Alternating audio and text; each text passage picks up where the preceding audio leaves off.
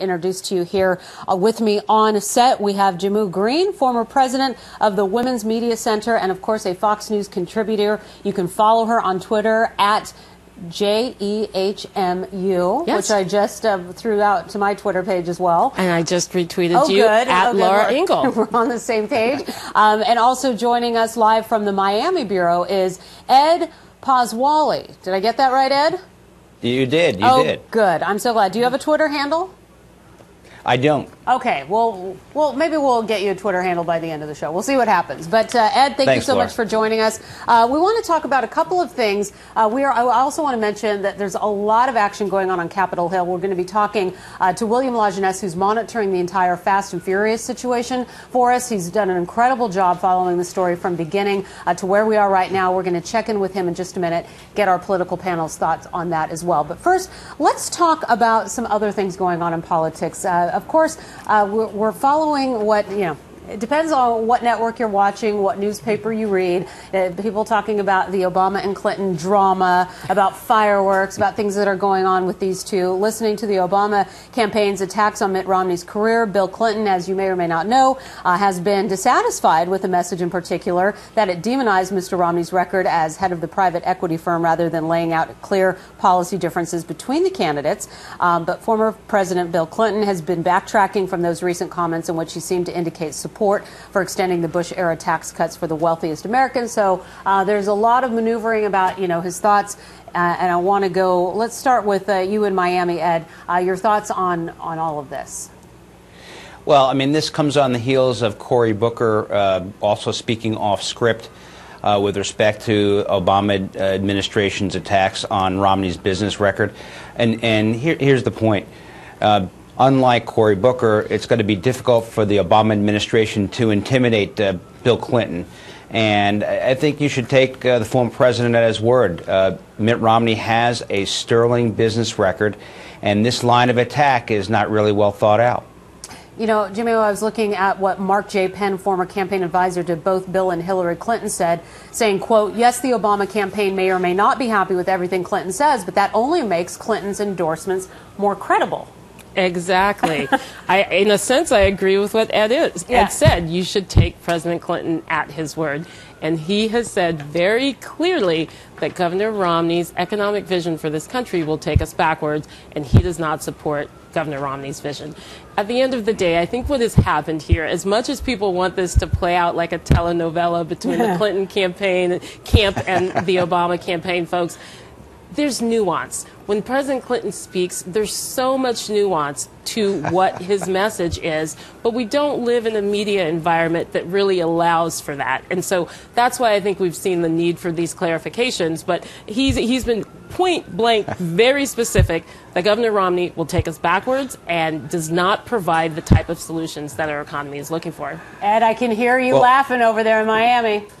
Well, it is a little funny. I mean, the Obama campaign came out and said, President Clinton didn't know what he was talking about because he was all of 65 years old. Boy, I tell you, it's a campaign and a scramble. They're on the wrong side of the politics of this issue. And frankly, given the election results of the Wisconsin recall and the bad job numbers last Friday, they're on the wrong side of the policy.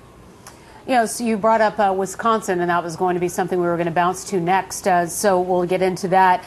Right now, organized labor, looking at some of today's news, organized labor reeling from blows to government workers in Wisconsin and California elections, grappling with the prospect of diminished political clout and fewer members in public sector unions that have formed the core of the movement's power in recent years. And now we're hearing that even some Democratic pockets of the country, voters are signaling they are comfortable with shaving benefits and bargaining power from government worker unions. All of this, of course, after what we saw with Governor Scott Walker's victory in Wisconsin after that recall election. What do you think about that? Yes to you, Ed. I mean, look, I do think it's a big blow to organized labor. They put a lot of chips on the table to attack Governor Walker, and they lost. But really what it comes down to is I think the unions tried to overreach. And in this economic environment, the taxpayer is who matters. Scott Walker was the adult in the room. He stood up and fought for the taxpayer. We're seeing a common theme. There's some indications even in places like California where Democrats are saying, wait a second, we're in favor of additional contributions from union members toward their own pensions. And those kinds of messaging says, look, enough already. We cannot afford it, and we've got to have some fiscal sanity. And it doesn't matter whether you're a Republican or Democrat. Everybody can see the fiscal train wreck about to occur if something different doesn't occur. And Jamie, what do you think about how this all played out this week? Because it was just high drama at the beginning of the week. It was high drama, and I think there are many Democratic operatives who have been unwilling to say, hey, we lost, and we lost by a significant margin. I think that is absolutely clear. But you also can't take this loss and then say this means that President Obama is going to lose Wisconsin, and this means this is the end of unions. There are a lot of factors at play here. First, the unions in Wisconsin, they didn't even get the candidate they wanted to go up against Scott Walker. I can't even remember who their candidate was, but Tom Barrett wasn't their original pick. Second, the unions were outspent 8-1 in Wisconsin by Governor Scott Walker's campaign and his corporate backers. 8-1. That basically is a definition of a campaign being bought, not democracy. I think it boils down to that the voters in Wisconsin weren't necessarily saying that they support the union busting and the overreach that Governor Walker did, but they just weren't behind the recalling of this governor based specifically on a policy position. But at the end of the day, yes, we lost. But if he tries to overreach again, what Governor Walker won't be able to do is have the support of the Senate, because Democrats picked up those 2 Senate seats, and that is going to make the difference. Hopefully it's not going to make the difference we've seen in Congress at the federal level, because that means, we're at gridlock and nothing can get done. But he's not going to be able to just, walk over policies the way he did with the unions.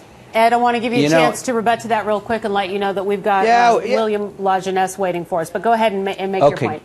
Quick, and I totally agree that the unions lost, and so did the Obama administration, and so did the Democratic backers of the opposition out in Wisconsin. But look, there's a theme here.